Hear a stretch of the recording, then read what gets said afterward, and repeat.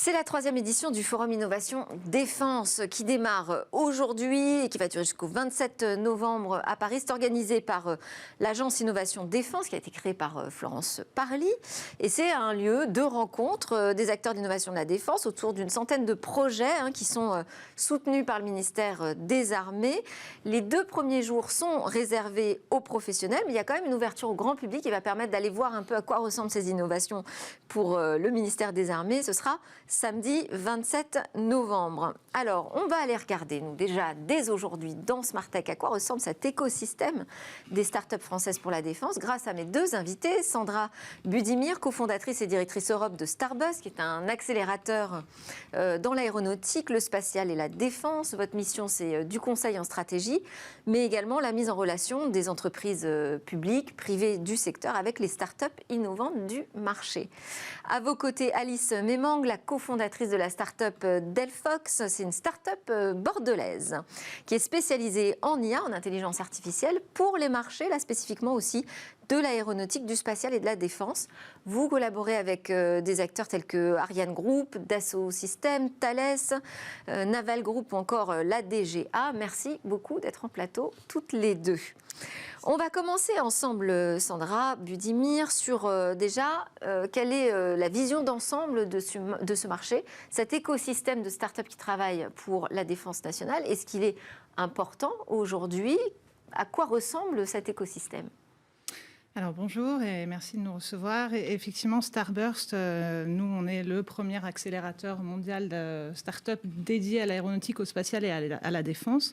On est né à Paris il y a 7-8 ans. Et on s'est tout de suite exporté aux États-Unis.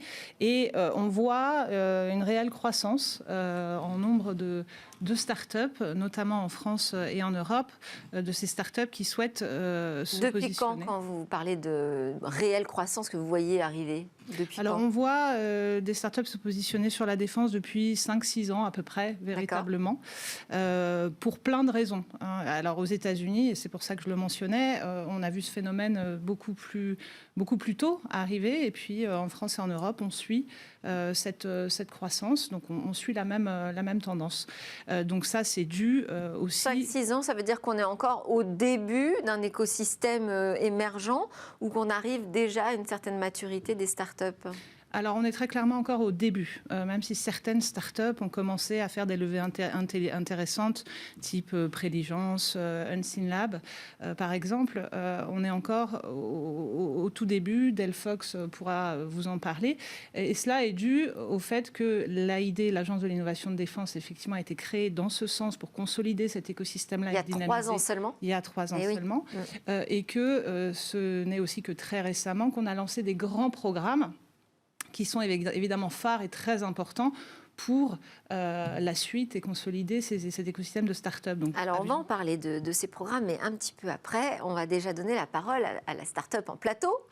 Donc, Alice Memang, vous allez nous parler de l'actualité de Delphox, puisque j'ai appris que vous aviez été sélectionnée par le magazine Challenge pour son palmarès des 100 start-up où investir, donc félicitations. Merci. Et puis que, également, vous avez... était en charge, enfin vous êtes actuellement, c'est ça, en charge d'une brique technologique d'intelligence artificielle pour un projet de drone sous-marin océanique, c'est ça? Tout à fait.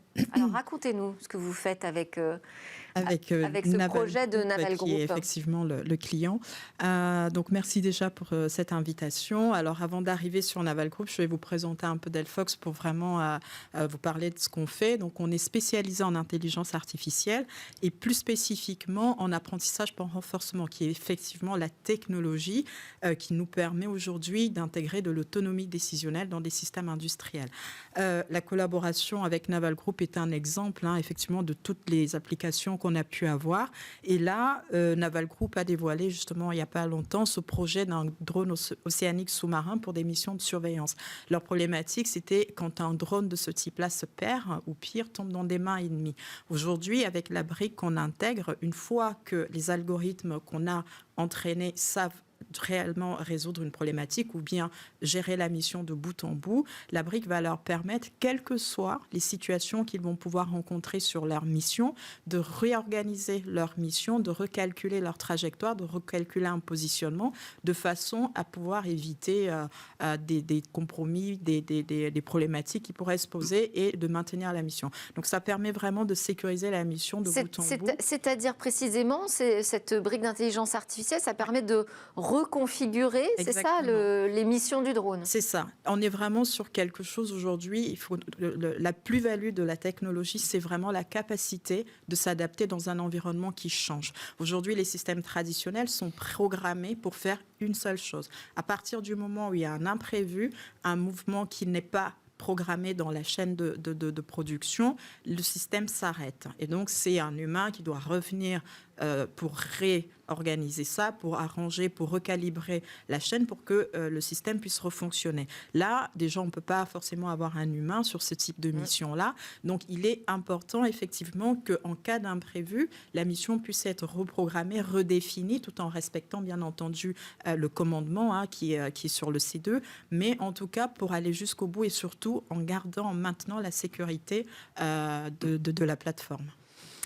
Alors, Sandra Budimir, donc vous avez commencé à l'évoquer, il y a des grands programmes en France aujourd'hui qui vont permettre de développer cet écosystème de start-up en France et en Europe? Alors, ils ne vont pas directement le développer, mais en tout cas, ils vont être une application importante pour ces startups. Ces grands programmes dont on parle, c'est l'avion de combat du futur, le porte-avions du futur, le char du futur, qui ont tous été lancés très récemment.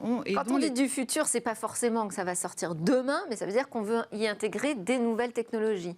Alors ça va même sortir après-demain, puisqu'effectivement, ils sont censés voler ou naviguer plutôt dans les horizons 2040. Mais entre-temps, on va avoir très rapidement des démonstrateurs. On va avoir besoin d'aide à la conception. On va parler de jumeaux numériques. On va parler dans les démonstrateurs de pouvoir intégrer des technologies qu'on va pouvoir tester et un petit peu plus à risque, entre guillemets. Donc ce sont des applications formidables potentiellement pour ces startups et non seulement pour les startups, mais pour ces grands programmes. Les startups sont une chance de pouvoir vraiment apporter des innovations disruptives qui sont rapidement développées, rapidement implémentables, beaucoup plus que quand on développe de manière assez classique avec la base industrielle de défense via des appels d'offres au long cours.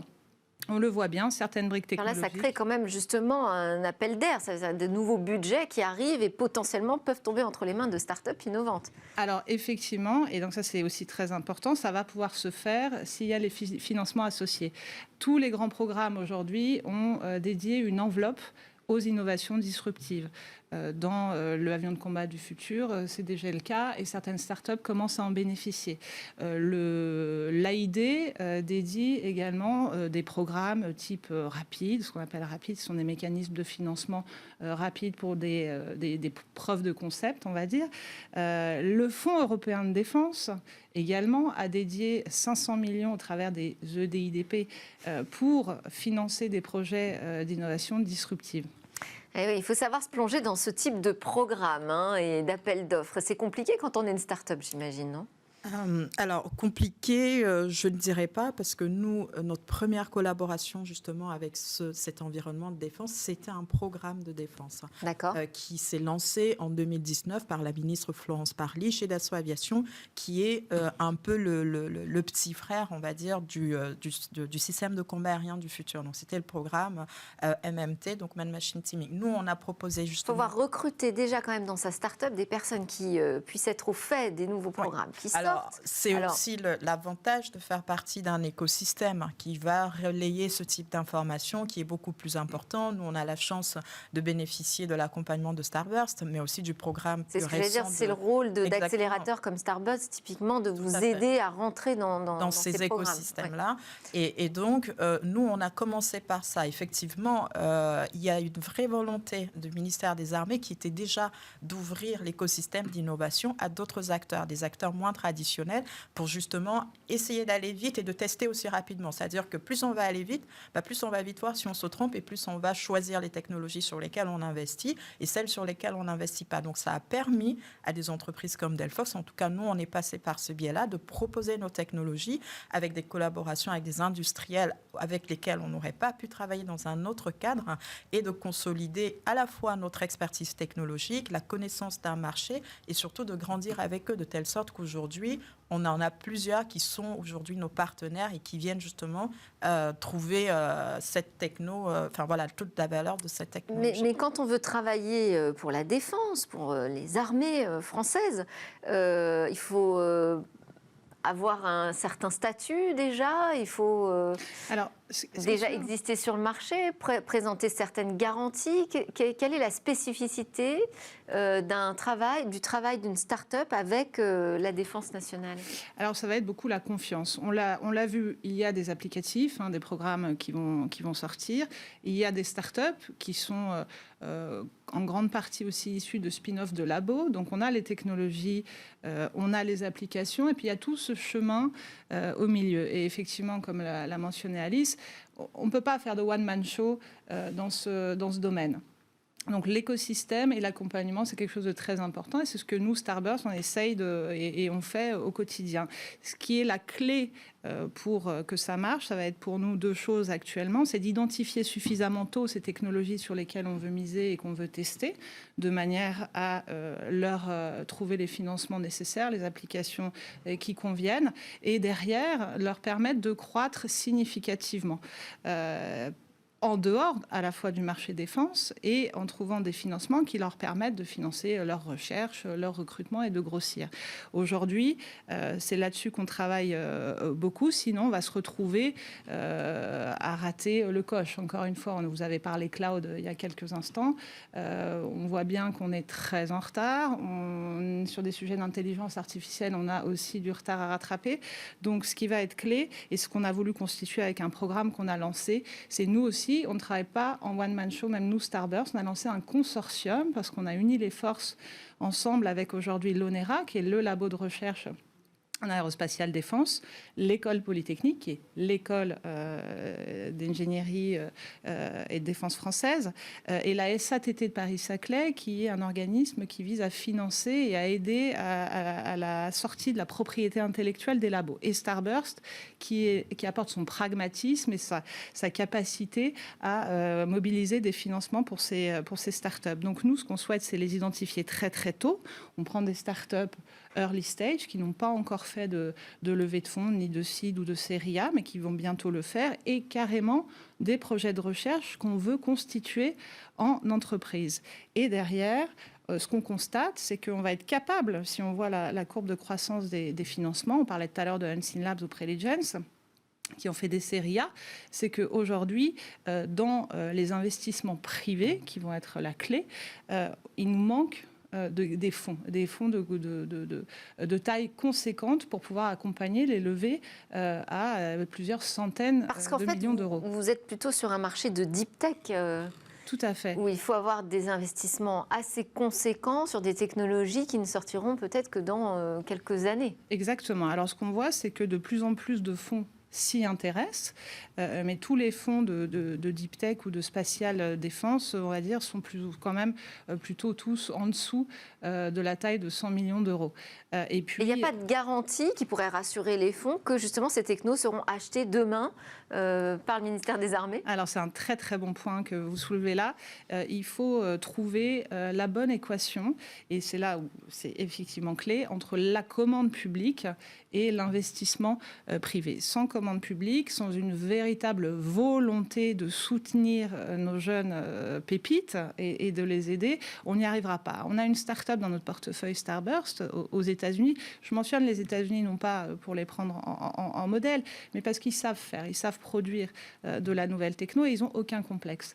Et on a une start-up qui s'appelle Launchers. Avant même le moindre test, le moindre développement, l'US Air Force Launchers donc, font des lanceurs de nanosatellites. L'US Air Force a précommandé des lancements. Voilà. On ne parle pas de subventions, on ne parle pas de les biberonner.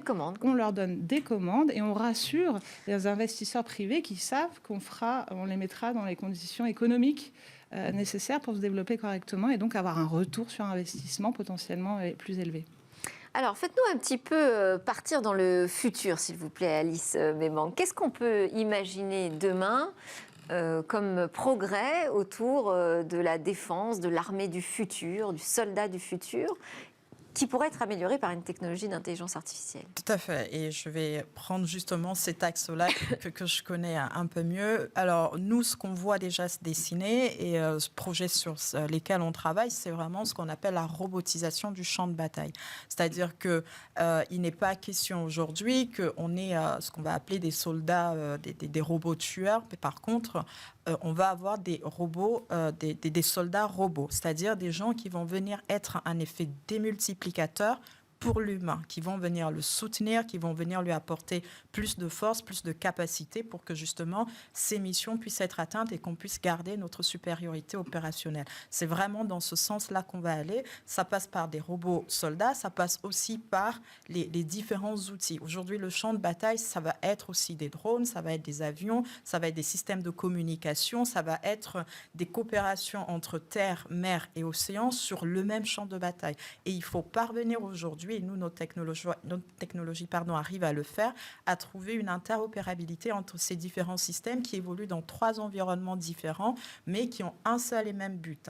Donc ça va être une cible qui est détectée par un avion qui va envoyer cette information par un système de communication à un navire qui, lui, va déployer un sous-marin. Enfin, voilà. Donc, c'est vraiment une collaboration. On va vraiment être dans quelque chose qui va être de plus en plus collaboratif, où on cherche toujours la même chose, supériorité opérationnelle, augmenter les faits capacitaires de nos forces sur le théâtre d'opération et surtout d'aboutir au succès de toutes les missions. Alors, on a parlé des exigences, on va dire, de la défense et des armées françaises vis-à-vis de l'écosystème start-up. D'un autre côté, moi j'ai envie de poser aussi la question de vos exigences à vous et peut-être des questionnements éthiques qui peuvent se poser quand on travaille justement sur le champ de bataille de demain, les robots du futur qui seront de nouvelles forces armées. Est-ce qu'on se pose ces questions éthiques ? En matière d'intelligence artificielle, c'est un gros sujet quand même. Alors, on se les pose effectivement, et surtout, il y a des règles. Même pour faire la guerre, il y a des règles de guerre. Et nous, sur les systèmes qu'on développe, il y a une règle importante qui est celle du commandement. Le commandement, la prise de décision revient toujours à l'humain. Donc, on ne va pas... Donc, le drone tueur autonome, par exemple, n'existe pas. Voilà, le drone, c'est vraiment une décision qui arrivera, qui est prise par un humain. La décision finale de tirer, c'est le commandement qui la prend. Donc, tout ce qu'on va développer aujourd'hui, c'est pour multiplier les effets, c'est pour apporter du soutien aux forces qui sont sur le terrain. Ce n'est pas pour de la prise de décision, en tout cas dans des contextes d'armes. Hein. Ce n'est pas encore la volonté aujourd'hui de la politique. C'est un questionnement, ça, du côté des entrepreneurs qui travaillent pour la défense, de se dire, après, si j'adresse le marché civil, finalement... est-ce que c'est pas compliqué? On voit les problématiques des géants du numérique qui ont du mal à communiquer, à se positionner vis-à-vis des technos qu'ils fournissent à la DARPA, donc aux armées américaines. Alors, je reviendrai sur le point de l'éthique en rappelant les propos du chef d'état-major des armées, le général Burkhardt. Là, il s'agit de gagner la guerre avant la guerre. On a développé, il y a 50, 60 ans, ce qu'on appelait une force de dissuasion nucléaire. Aujourd'hui, si on veut être crédible et être craint, tout simplement, il faut montrer qu'on est capable. Donc, il est critique et essentiel d'être en mesure de développer et de porter ces nouvelles technologies et de les soutenir jusqu'au bout, jusqu'à ce qu'elles deviennent des licornes et suffisamment grosses pour être inattaquables. Et tant qu'à faire qu'elles soient européennes. Et tant qu'à faire qu'elles soient européennes. Après, effectivement, il y a une question de financement. Aujourd'hui, on sait que c'est compliqué d'aller voir une banque, par exemple, pour quand on a une société qui travaille dans la défense. C'est pour ça qu'il est critique de développer de plus de fonds d'investissement privés qui vont co-investir aux côtés, là, ce Definvest et le fonds d'innovation de défense qui se lance prochainement pour soutenir ces startups et aussi les aider à se diversifier. Le marché de la défense ne sera jamais suffisant en termes de chiffre d'affaires, tout simplement. Une application comme celle de Delphox a des champs de possibles qui sont infinis. Donc il faut, via des accélérateurs comme nous, pouvoir leur apporter d'autres marchés.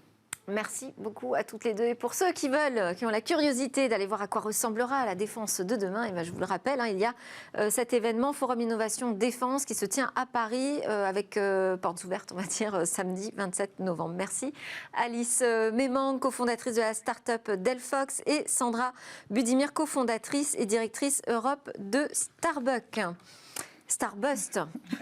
Dommage pour la fin. Bon, allez, juste après la pause, on va parler de diversité culturelle.